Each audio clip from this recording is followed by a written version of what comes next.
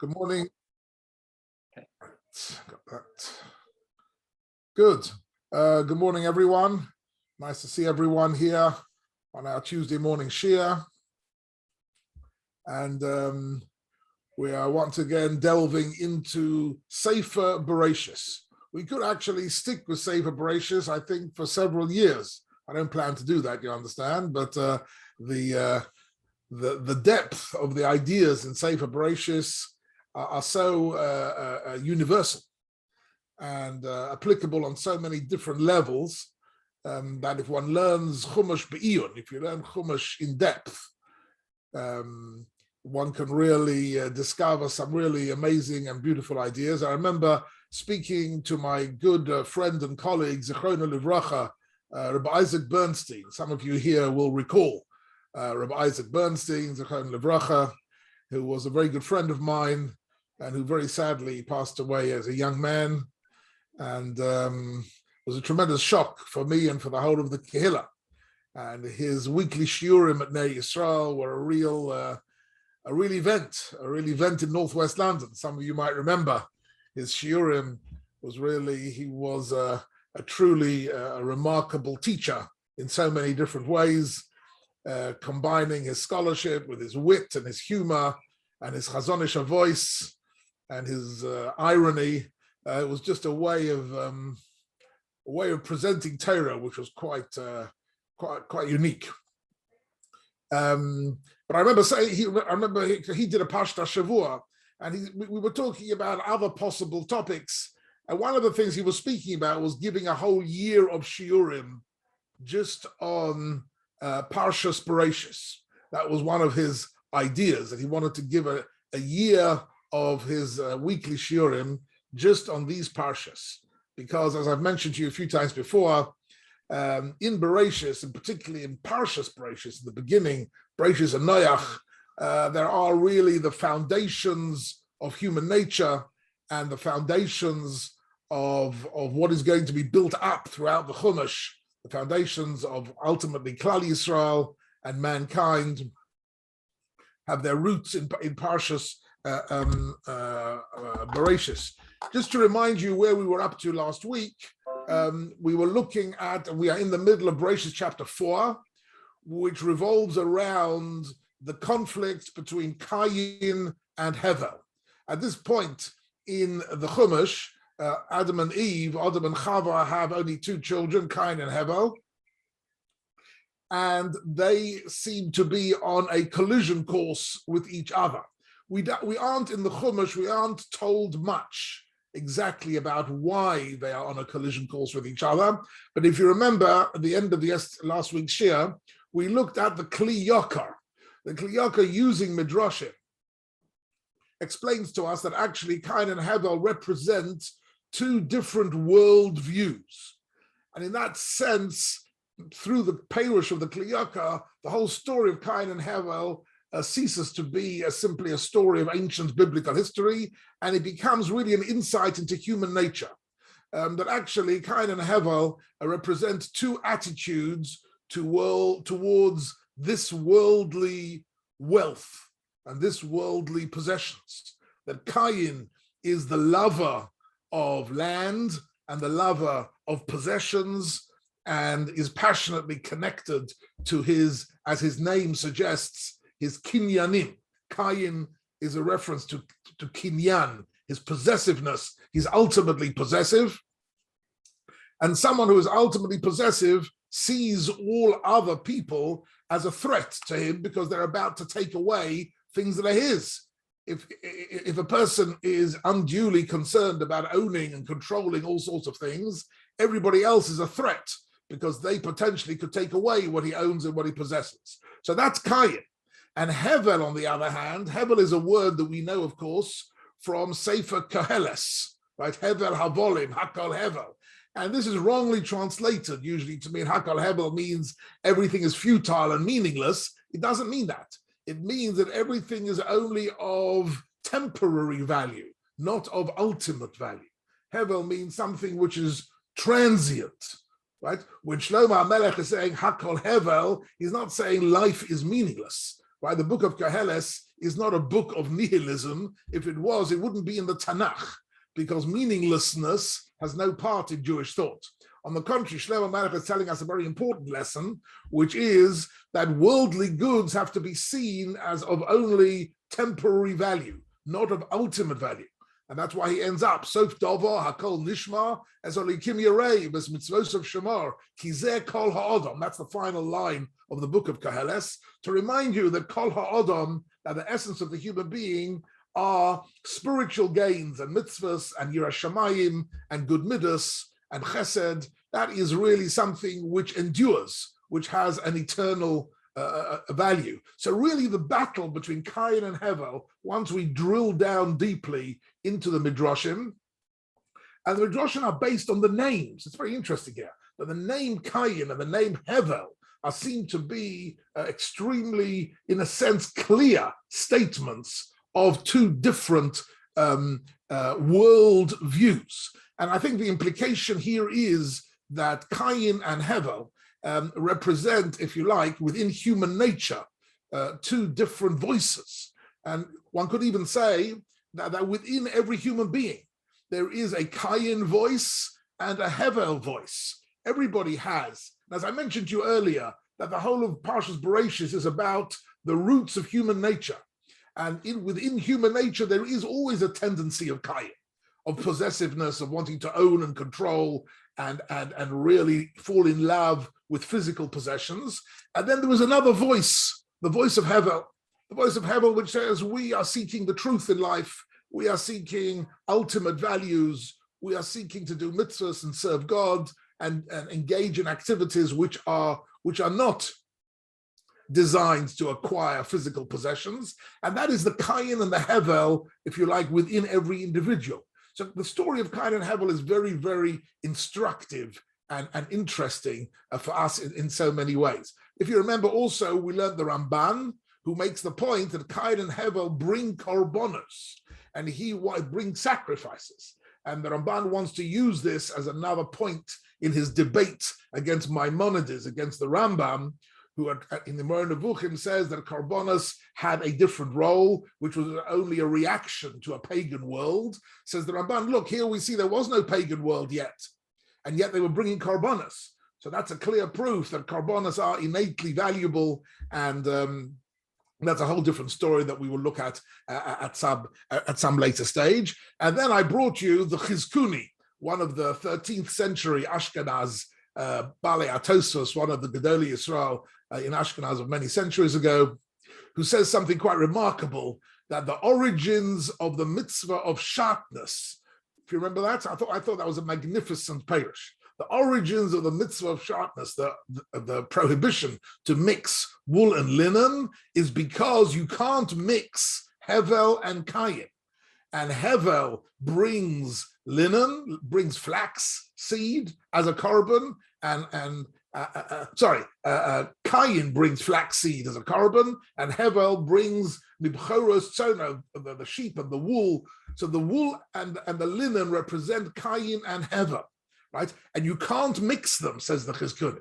You have to make a choice in life between the voice of Cain and the voice of Hevel. And if you mix them, you get into trouble. So that was the last thing we looked at the end of last year. I think it's a very particularly beautiful peirush to a mitzvah, which otherwise is, in a sense, incomprehensible to us. Any meaning? I told you the story of my cousin, Professor Johnny Elman, and that's just to review where we got up to last week's share. Today's share, I want to go a little bit further. And that Cain actually ends up saying something, the statement of Cain after he has killed Hevel, and HaKadosh Baruch Hu says, what have you done? Right? That you've taken the life of your brother, and he makes this really world famous, I think, terrible statement, am I my brother's keeper? And that statement is the ultimate statement of denying our responsibility for each other. So what do I care about his life? His life, it means nothing to me. Hashomer ochi onochi. This statement of Cain really is the statement of every psychopath who really has no interest at all in the well-being of other people and can easily take other people's lives without any care or concern at all. It's one of the most chilling statements really in the whole Tanakh, Hashomer Ochi Onochi. So I want to show you what I like to try and bring out in Sefer Bereshis is this bigger theme, that all the discussions in the Torah about the disasters, one after another, eating the forbidden fruit and killing Hevel, and later on the Migdal Bovel and the flood and all the disasters that are described are only described, as I mentioned in earlier Shurim, to provide a background of mankind and the negativity in mankind, to highlight the achievements of Avram, Yitzchak, and Yaakov. When Avram, Yitzchak, and Yaakov come into the world, it's a world which has been controlled by, one might say, the dark side of human nature, right? Chava has given in to the taiva, to the desire, right? Ta'avo hila einayim, she's dazzled by the forbidden fruit. And Cain gives in to his jealousy and his possessiveness, right? And we'll see later on the generation of the Mabul, etc., all the negativity in the world. And against that background, Avram lives a life of chesed, of emunah, of care for others. And we'll see that the whole reason why these stories are brought is in order to emphasize the ability of the human being to transcend, to get beyond the dark side of human nature. But the Torah wants to tell us that that dark side is there. Having said that, we're now going to look at some text together, if I can find it. Second. First going to share screen. Then we're going to get this document. Then we're going to share it. How are we doing? Yes? Yes, good. Thank you very much. I always double check because I still don't have complete confidence in the system. But after I've done it a few million times, I'll be more relaxed about it. But for the time being, each time it's another miracle that it actually works. Okay, so we looked at the birth of Cain and Hevel, and the Ramban. Bear with me for 1 second. The Chizkuni, the Kli Yakar. We looked at all this last time. He brings the Karbanos.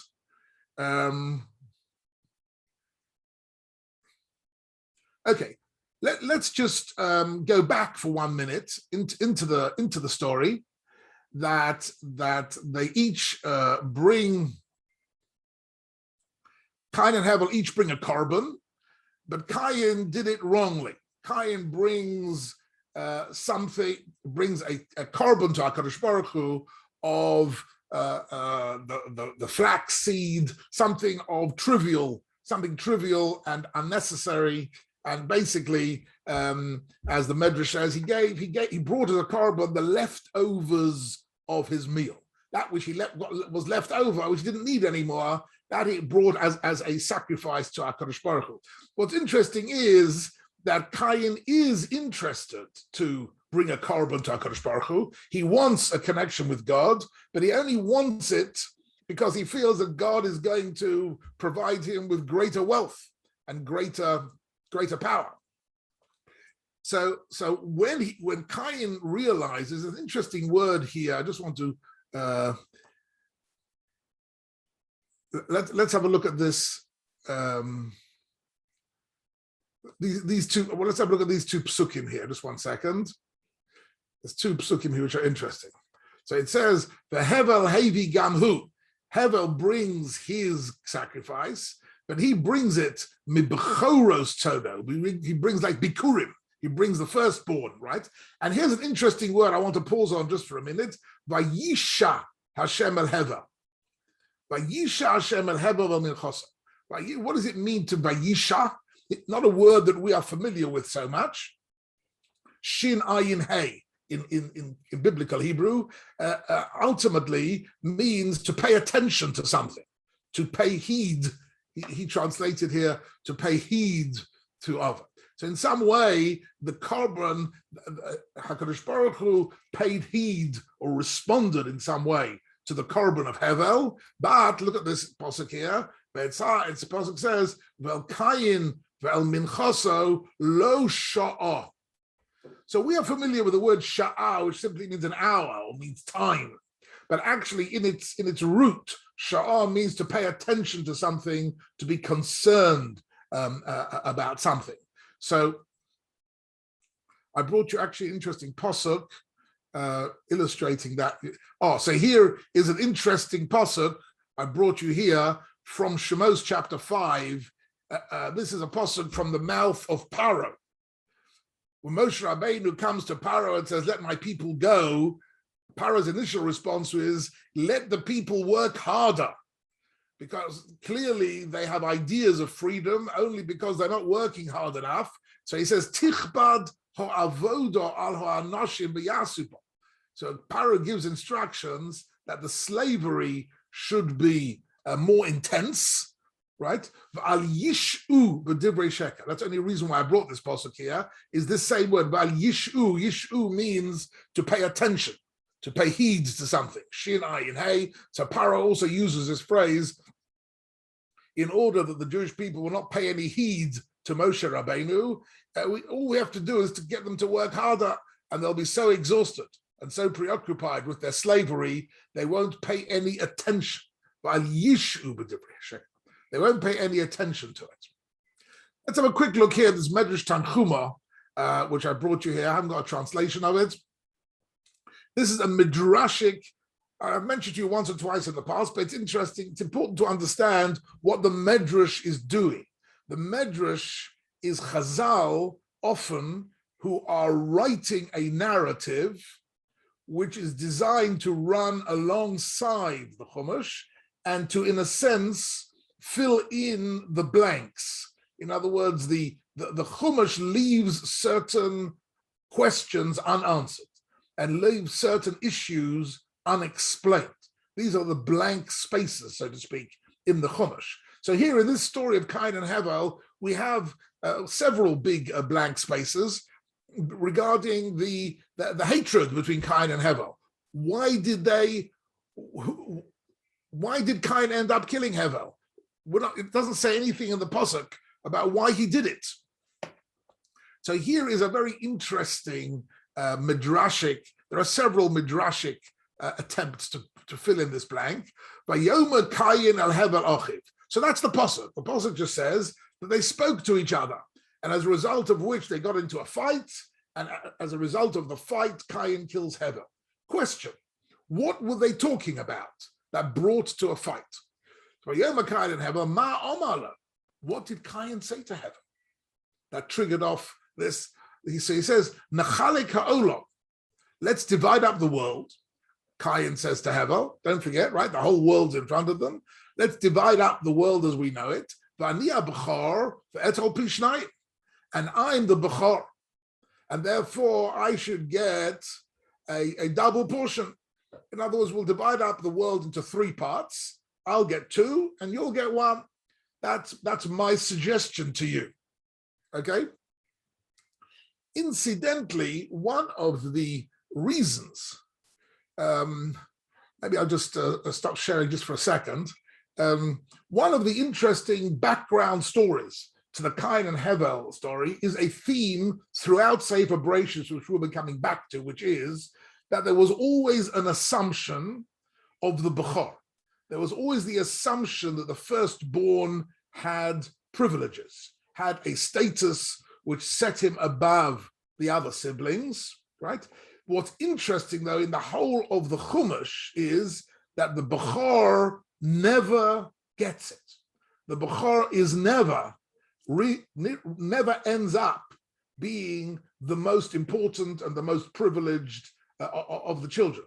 He starts off with a sort of an assumption of privilege, and that's what this Medrash is about. That Cain says, I'm the firstborn, I'm a meyuchas, I deserve a greater chelek, a greater inheritance, and in the end he gets nothing. In the end he gets nothing. And this goes all the way through. you will hardly find anybody in the Tanakh of any status, of any sort, and any stories that we know about individuals where the Bechor actually becomes the leader. Moshe Rabbeinu wasn't the Bechor, right? Aaron was older than him. David HaMelech was the youngest. He wasn't the Bechor, right? Yaakov and Esav, Yaakov wasn't the firstborn, right? With Yitzchak and Yishmael, Yitzchak wasn't the firstborn. Always the firstborn has an assumption or a sort of an idea that maybe he could be. It's in a sense, the whole Torah has this, if you like, hidden message, in a sense, that the firstborn contains a potential which is never realized. It is an unrealized potential is the firstborn, and almost always the later born siblings actually prove themselves to be of greater significance and of greater importance. So with Cain and Hevel, this is also true, right? Cain is the firstborn, Hevel is the second, and Hevel is the one who has the correct way of the Torah wants to emphasize. Okay, let's have a look at this. So Cain says, let's divide up the world, and I'll get the double portion. What do you think Hevel says? Omelo Hevel, Efsha. So Hevel says, okay, I don't mind. Remember that Hevel's attitude to life was that physical property and physical possessions are indeed Hevel. They're of secondary importance. They're not of primary importance. And if he gets a smaller part, he's quite happy with that. Doesn't matter, because he's actually focused on spiritual attainments, not on physical attainments, right?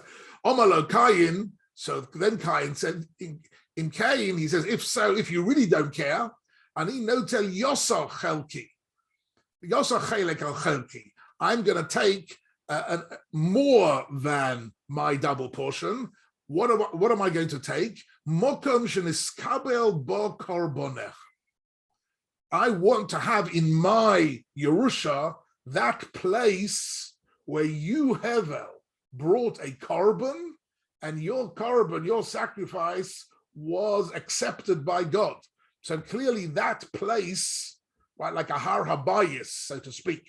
Of course, there isn't yet any definitions of Israel or Yerushalayim or Har Habayis, but in the world at that time, Hevel had brought a korban and God had accepted his korban, right? And therefore this place had become in some way consecrated. It was a holy place. So Cain is saying to Hevel, not only do I want a double portion, which Hevel agreed to, I also want to own the Holy of Holies. I want to own the holy place, right? Omelo Hevel lo tita, at which point Hevel says to him, that you can't have. And it's very interesting in the language of Chazal. And Chazal, so to speak, are telling us that the source of the battle between Cain and Hevel, and the murder of Hevel, and the controversy was a battle over, so to speak, Har Habayit. It was a battle over who will own the Holy of Holies, who will own the holiest place on earth. So in some sense, Chazal are really, if you like, seeing in this dialogue the hidden indications of the future of the world, which is true, as everybody here knows, ad hayom hazeh. To this day, one of the greatest flashpoints of controversy on planet Earth is that sort of one square mile on the Har Habayis. That is possibly the greatest controversy ever, and has caused unbelievable amounts of crusades and holy battles and wars, and the amount of fighting that has surrounded that point. Chazal say even that is already hinted at with Cain and Hevel. So he says, so Hevel said, no, I'm not willing. Don't forget, I was the one, Hevel says, who brought the korban that was accepted. The place where it was accepted is holy to me. I'm not interested in the real estate of it, but I'm interested in the ruchnias of it. And therefore it's my place, it's my space. And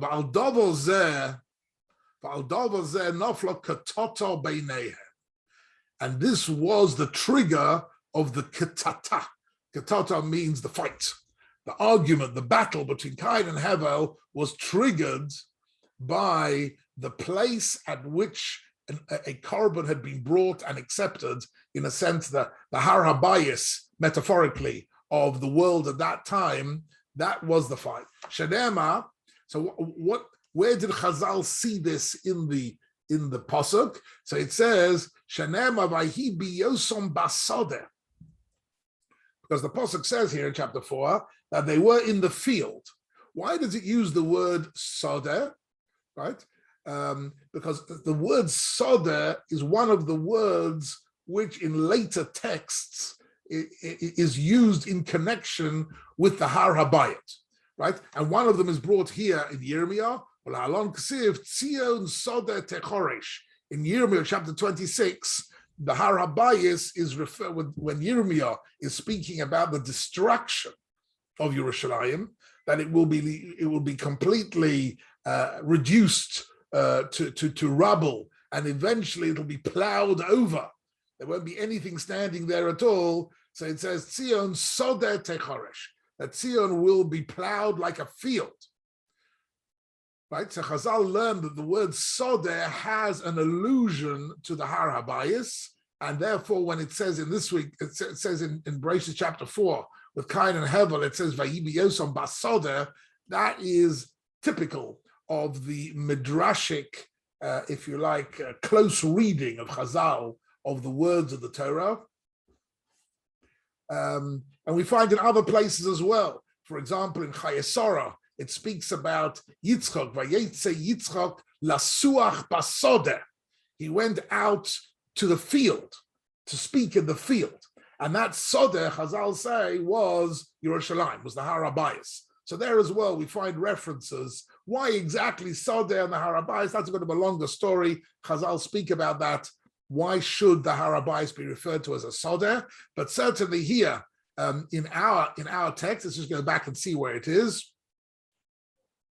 So it says here, Vayoma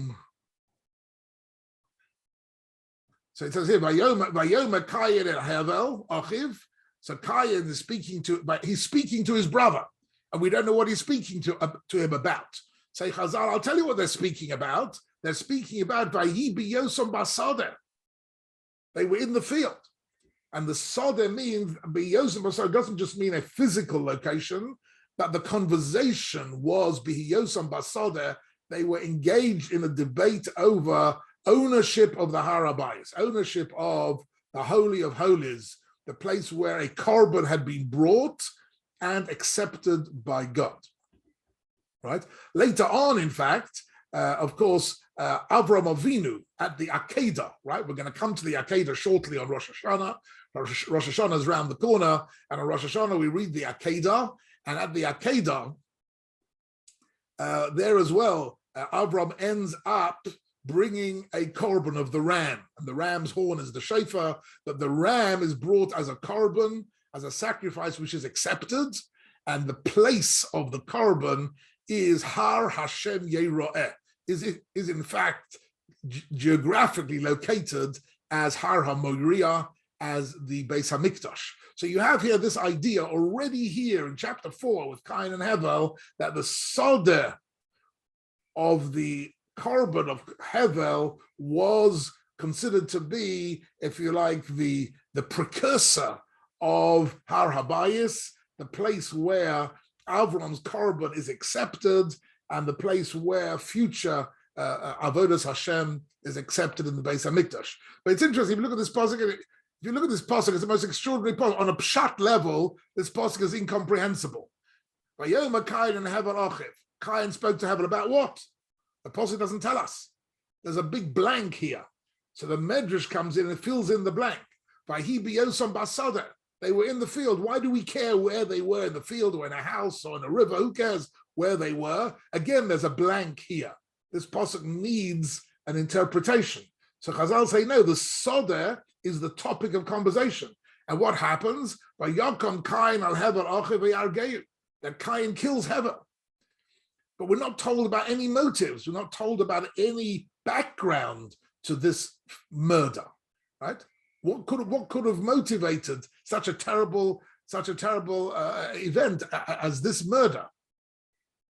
So Chazal are giving us a little bit of an insight in the way they read the text, that Cain and Hevel were on a collision course with each other because they had these different worldviews. And then HaKadosh Baruch Hu, Vayomer Hashem el Cain, God says to Cain, Ei Hevel achicha, where is your brother?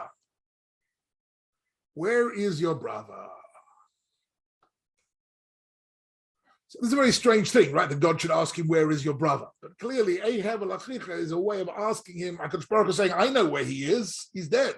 I know where your brother is, he's dead. But where do you think he is? In other words, what do you think about what you have done with your brother? And here he comes and he says, Vayomer, and he says, Lo yodati, I don't know. Oops, sorry. Screen jumps occasionally. Vayomer, then Cain says, Lo yodati, I don't know. Hashomer ochi onoch. Am I my brother's keeper? And this is, I've always felt this is one of the most terrible statements, right? One of the most terrible statements in the Torah, right? Hashomer ochi onochi. Why am I responsible for anybody else? Why do I have to feel any sense of responsibility for another person? Hashomer ochi onochi. So now I want to show you something interesting along the lines of what I've said to you before. That really this story, Hashomer ochi onochi, of Cain is instrumental in showing us a background to the great achievements of Avram, Yitzchak, and Yaakov. So I want to show you what a story later on in Bereshis, which is the exact opposite of Hashomer ochi onochi. The mirror image, if you like, of Hashomer ochi onochi. And in the Zohar likes to use the word tikkun, that later events are a tikkun for earlier events, that later generations can in some way make good a mistake made by earlier generations. That in some way we do tshuva, not only anachnu va'avoseinu chotanu, we say in our vidui in Slichus, because we are doing tshuva not only for our misdeeds, but the misdeeds of our ancestors as well. Now, if we recognize the mistake of our ancestors, we can in some way remedy mistakes that were made in earlier generations. This is a larger topic, which I used to speak about in Yisrael Yomim Neroim. I'm not going to speak about it now, but I do want to show you something very interesting. I want to show you something very interesting in Parshas Miketz, right? So that's later on, right? So what's the story here with Yehuda Binyamin? Ladies and gentlemen, what's the story here with Yehuda Binyamin? I'm not sure if in a Shia in this class, maybe a year ago, I might have mentioned this, but it bears repeating. What's the story?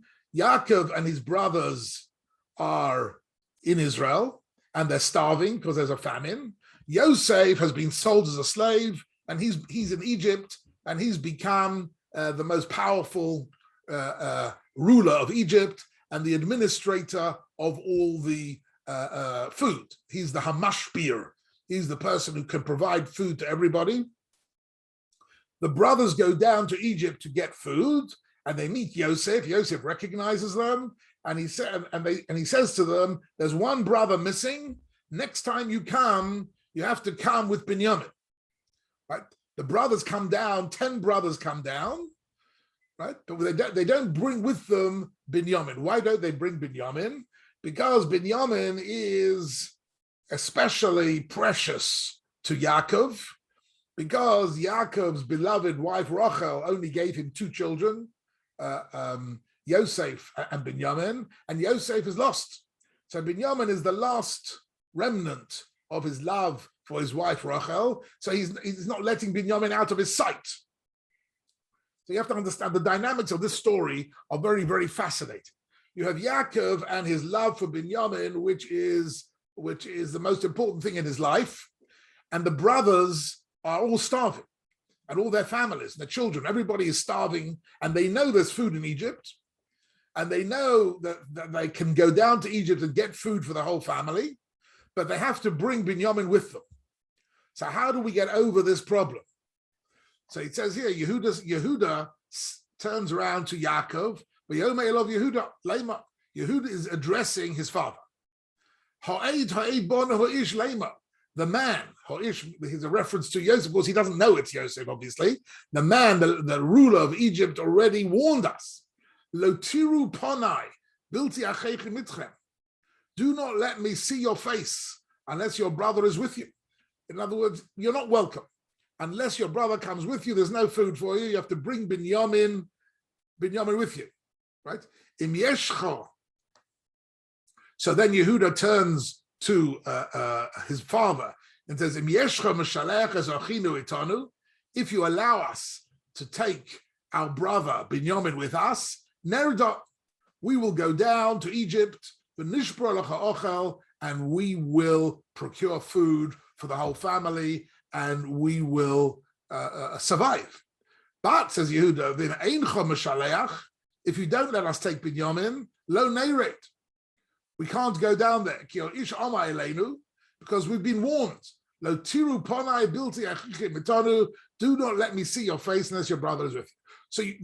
So they've reached an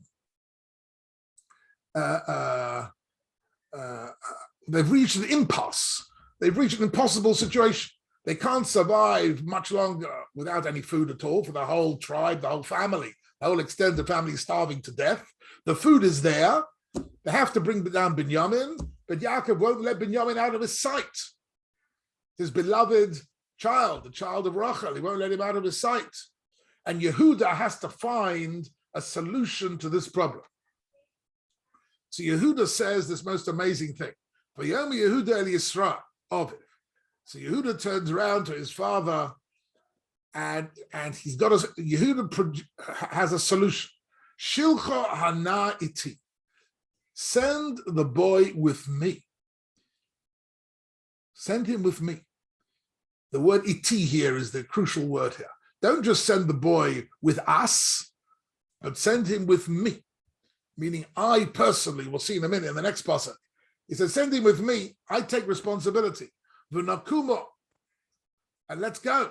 V'nelcho v'nichye v'lo nomos. Let's go and get food and not die. Gam anachnu, gam ato, gam tapenu. You and us and all our children, we're about to die of starvation. The solution, and now look at this word here. This pasuk changed the history of the Jewish people. Yehuda says to his father, Onochi e'ervenu. What does that mean? Onochi e'ervenu. I will, so he translated, I will be a surety for him. I will guarantee him. Right? In modern Hebrew, some of you maybe have had to sign contracts, I don't know, rental agreements of one sort or another. And whenever there's a rental agreement, the landlord wants not only that the tenant will sign on the rental agreement, but he also wants an orev. What is an orev in English? He wants guarantor. A guarantor. Thank you. Yes, slip my mind. A guarantor. He wants a guarantor. Whenever you take out a loan of any sort, or you sign a financial commitment, so generally speaking, they want not only the borrower to sign, but they want a guarantor. What is the guarantor? The guarantor is somebody who is basically signing and saying, I am personally responsible for this person's debts. If he ends up not paying you, you can come to me, I will pay his debt. The idea,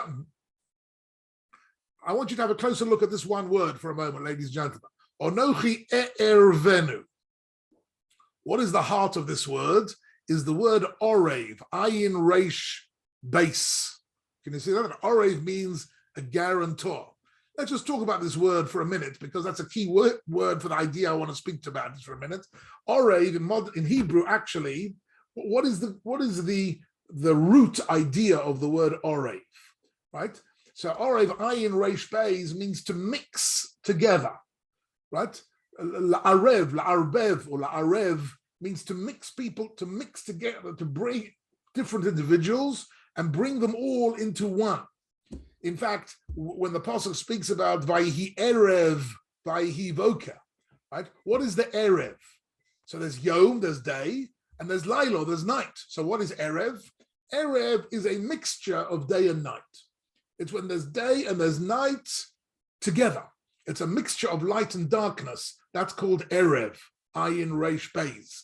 That is the mixture. And every time, some of you might be familiar with the fact that one of my life battles in my rabbinic career was building the Eruv. The word Eruv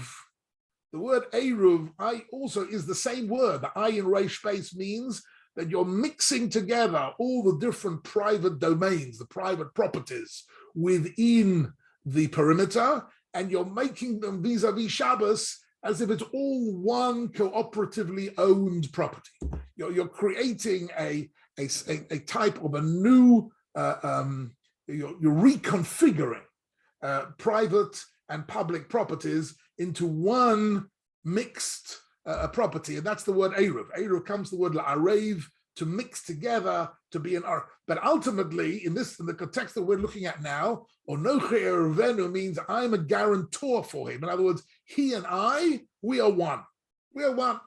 Anything that I will, basically what Yehuda is saying is, I will lay down my life to make sure that Binyamin is safe. In other words, when you send Binyamin with us, you're not just, I'm sending him with us, because if everybody's responsible, then nobody's responsible personally, right?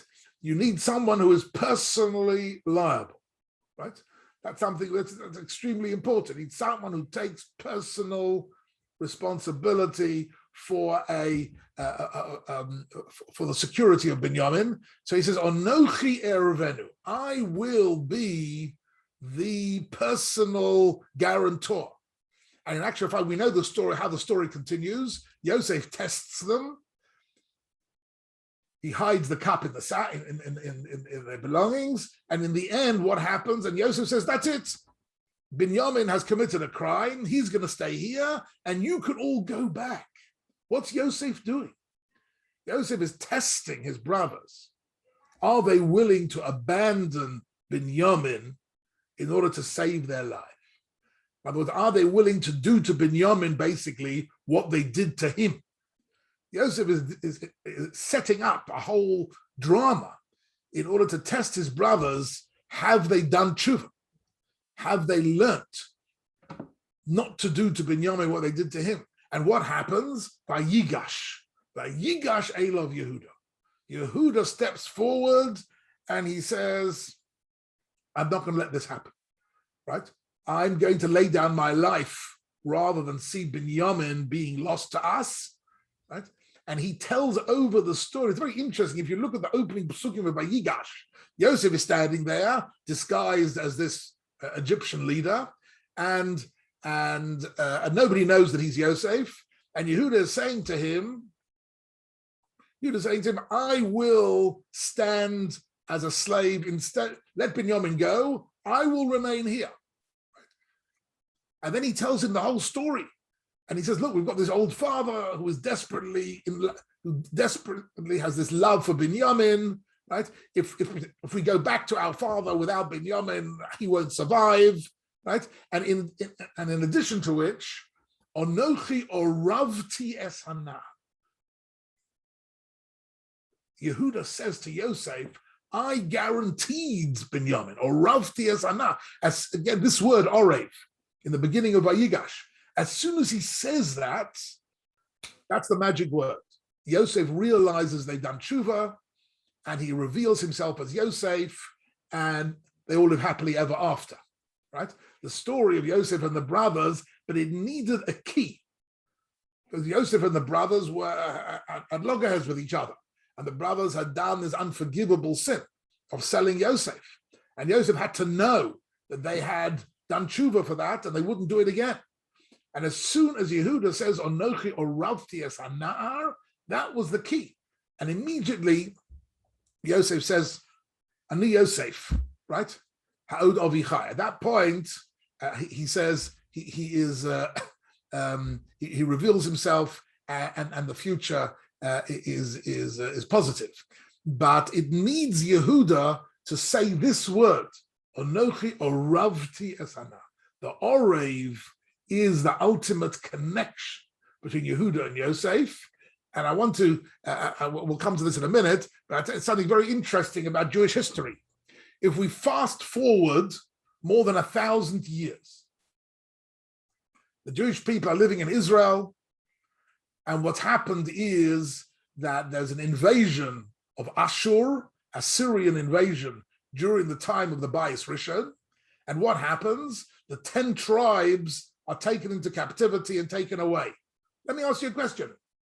Who is left behind after the 10 tribes are taken away? Who is left behind? The answer is Yehuda and Binyamin. That's all. Only Yehuda and Binyamin survive. And the reason for that is that Yehuda and Binyamin are linked with each other at such a deep level that they defend each other, they care for each other, their lives are really totally intertwined with each other, because Yehuda said, Onochi Oravti Esana. Says the Zohar, that Aveira that Cain did when he said, Hashomer Ochi Onochi, am I my brother's keeper? That Aveira, Yehuda came along and he did a tikkun. He remedied that problem. In other words, the Yehuda statement of Onochi Oravti Esana, I will be a guarantor for Binyamin, is the exact mirror image. It's the exact opposite, spiritually and morally, of that terrible statement of Cain, Hashomer Ochi Onochi, am I my brother's keeper? Said Yehuda, yes, I am my brother's keeper. I will defend him with my life. And this word Orev, Ayin Reish Beis, becomes a key word in Torah thinking, and Chazal in the Gemara, in Sanhedrin and in other places, coins a phrase, which I'm sure you've all heard. And the phrase is, Kol Yisrael Arevim Zelozeh. Kol Yisrael Arevim Zelozeh means we are all mutually responsible for each other, right? That idea of Arevim Zelozeh was created by Yehuda in Parshas Miketz, right? And it was the tikkun of the Aveira done by Cain in Bereshis chapter 4. So it's very interesting when you learn Sefer Bereshis at a deeper level. You find these major themes of human nature. And human nature at the time, in Cain's world, he was unable to overcome his possessiveness and his jealousy. He couldn't overcome it, and as a result of which he committed murder. But against that story, then you read the story of Yehuda, and you realize what a great achievement it was that Yehuda created. And then you find later on that the whole of Klal Yisrael is changed. In fact, there's something interesting. The Gemara speaks about the Har Habayis, the whole of Yerushalayim. And the Gemara says, in whose portion was the Har Habayis? Of the 12 tribes, the Har Habayis, whose portion was it in? Okay, so the Gemara says that actually the Har Habayis was built on the boundary between Yehuda and Binyamin. Part of the Har Habayis was like this. Part of it wasn't a straight line. It was intertwined like this. Part of the Har Habayis was within the domain of Yehuda, and the other part was in Binyamin. And Yehuda and Binyamin are intertwined with each other on the Har Habayis because of Yehuda's statement of Onochi Oravti Es Hana'ar. I will lay down my life to look after Binyamin. That statement of self-sacrifice and of responsibility for Binyamin, that was at the heart of the Beis HaMikdash. The whole Beis HaMikdash could only exist because Yehuda and Binyamin had created this relationship, which was the inner strength of Klal Yisrael, which was in fact applicable to the whole of the Jewish people. Kol Yisrael arevim zeh lozeh. That arvus, that mutual responsibility, communal responsibility, that was really what was created. And the whole story of Cain and Hevel is only there in order to show you the backdrop to that achievement, that really human nature has within it a very selfish and possessive and aggressive tendency. But Avram, Yitzchak, and Yaakov, and the Shiftei Kar, the 12 tribes, they all managed to lead a life which transcended that. And I think it's a very beautiful and profound idea in the whole book of Bereshis. I want to give you just one other example of this in the book of Bereshis, since that's our topic in these shiurim, and that is the amazing story of Avram Avinu's nephew, of Lot. Lot is taken by Avraham Avinu and lives with Avraham Avinu and becomes wealthy with Avraham Avinu, and then at a certain point, he decides, that's it, I can't live here anymore. And where does he go to? He goes to Sodom, right? We've discussed this story before. Lot prefers to live in Sodom, right? Sodom, as I mentioned, was the Las Vegas of the ancient world, right? Sodom. That was the Sodom. Lot chose Sodom. Fine, okay, so that's the first chapter. The first chapter is that Avram looks after Lot.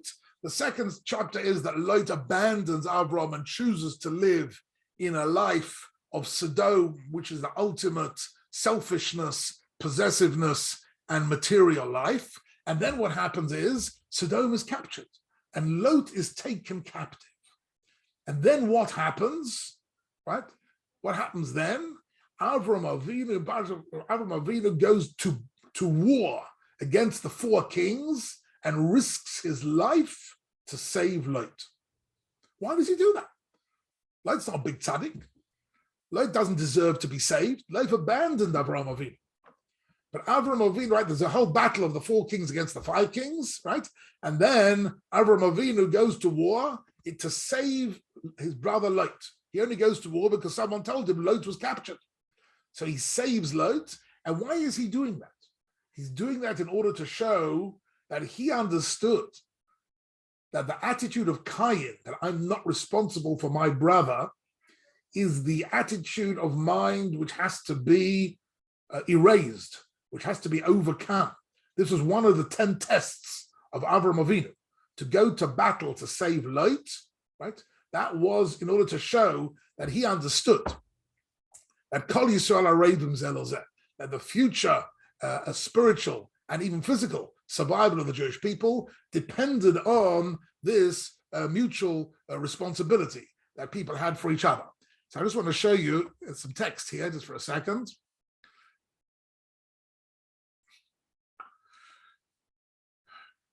Anochi Erevenu. So some of you might be familiar with a parsha that we're going to be getting soon, right? Parshas Nitzavim. So what Parshas Nitzavim starts with the words, Atem Nitzavim Hayom, you are today here, right? Parshas Nitzavim. Just incidentally, Parshas Nitzavim is the last day of Moshe Rabbeinu's life. Okay, the very, very end of his life. So the final thing that he does is V'zos HaBracha. He gives them a blessing. But before he gives them a blessing, what does he do? He says, we are now going to take upon ourselves you are all standing here today, all of you, and what are you doing? On the last day of my life, I want you once again to take a brit, to make a covenant, right? A covenant with God. And the question is, why does Moshe Rabbeinu want them to make a covenant? They already had a covenant at Har Sinai. The covenant of the Jewish people with the Torah was at Har Sinai, the Bris Chorev, right? So what type of covenant is he doing here at the last day of his life? What is the last message he wants to give to the Jewish people? So have a look here to the last few minutes of the Shia. The Hanochon who says the Kliyaka, again, one of my favorite Perushim. You probably noticed that by now, that I'm a fan of the Kliyaka, because the Kliyaka sums up ideas in the Medrash in a beautiful way. The Hanochon who, the correct interpretation of Nitzavim is Sherotza Ata Lichros Imohem Beris Chadasha. That Moshe felt, listen to this idea, this is the end of the last 2 minutes of the share. Moshe Rabbeinu felt at the end of his life, he had to renew their vows with HaKadosh Baruch Hu. It's true there was a covenant at Har Sinai, but he had to renew these vows, Tachas Habris Horisha, instead of the first covenant, Asher Niskalkel Alidei Ha'ega, because the first bris had been damaged by the golden calf. It's true they took a covenant at Har Sinai to accept Naaseh v'Nishma. That was the covenant at Har Sinai. But then they made the Eiger. Asher Naaseh Mitzalan. Why did the Eiger happen? Look at the language of the Kliyaka. Shelahoyu adayin arevim zeh ba'ad zeh. Because they hadn't yet learnt the idea of Kol Yisrael arevim zeh lo zeh, the mutual responsibility for each other. That's why everybody could do whatever they liked. And nobody is going to tell anybody else, don't do it.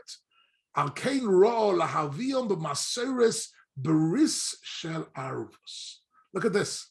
The Kliyaka tells us, what is Nitzavim all about? So he says, Nitzavim can be summed up in 3 words. It's a Brit Shel Arvut. That's what it is. The last day of his life, Moshe Rabbeinu says, I'm leaving you with 2 gifts. One gift is V'zos HaBracha, I'm giving you a blessing, but I'm giving you another gift as well, and that is the Bris Shel Arvus, the covenant of Kol Yisrael Arevim Zeh Lo Zeh, the mutual responsibility of one person for each other, that we care for each other physically and spiritually, we're concerned with each other, engaging in chesed, engaging in tefillah, engaging in kiruv rechokim, looking after different people, and more vulnerable people, and whoever it is, that communal sense of responsibility, that was the final Brit, the final covenant of Parshas Nitzavim.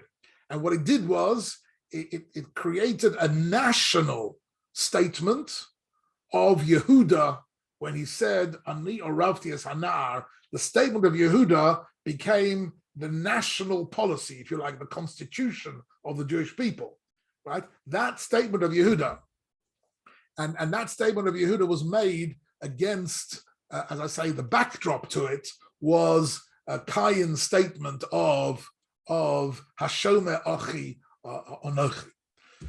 Okay, we've come to the end of the shir. I hope you enjoyed this. I just wanted to give you a little bit of a sort of the underlying themes in Sefer Bereshis. I find them to be absolutely nifla, amazing.